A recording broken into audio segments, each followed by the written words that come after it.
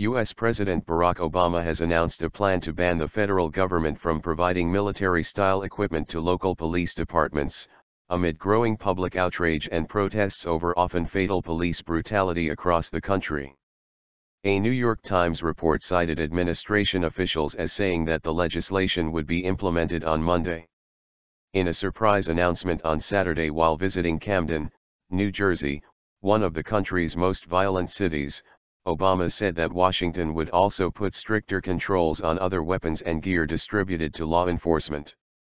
The statement came after the White House suggested last year that Obama would maintain programs that provide the type of military-style equipment used to respond to demonstrators last summer in Ferguson, Missouri, because of their broader contribution to public safety. But, the Task Force on 21st Century Policing, an agency Obama created to help build confidence between police and minority communities in particular, found substantial risk of misusing or overusing powerful weapons could undermine trust in police. With scrutiny on police only increasing in the ensuing months after a series of highly publicized deaths of black suspects nationwide, Obama is planning to unveil the final report of the task force. I'll highlight steps all cities can take to maintain trust between the brave law enforcement officers who put their lives on the line, and the communities they're sworn to serve and protect, Obama said in his weekly address on Saturday. Police militarization.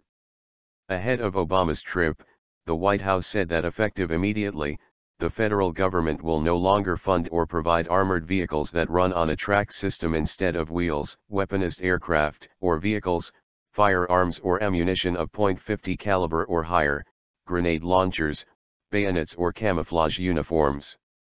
The federal government is also exploring ways to recall prohibited equipment already distributed. In addition, a longer list of equipment the federal government provides will come under tighter control, including wheeled armored vehicles such as Humvees, manned aircraft, drones, explosives, battering rams and riot batons. Starting in October, police will have to get approval from their city council, mayor, or some other local governing body to obtain it, provide a persuasive explanation of why it is needed and have more training and data collection on the use of the equipment. The issue of police militarization took the spotlight last year after a white police officer in Ferguson fatally shot unarmed black youth, 18-year-old Michael Brown, sparking protests. Critics questioned the way police handled with the demonstrators, and Obama seemed to sympathize when ordering a review of the programs that provide the equipment. There is a big difference between our military and our local law enforcement and we don't want those lines blurred, Obama said in August last year.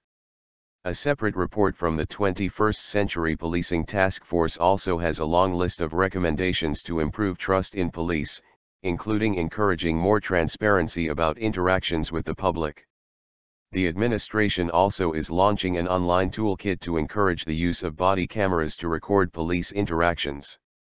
And the Justice Department is giving $163 million in grants to incentivize police departments to adopt the report's recommendations.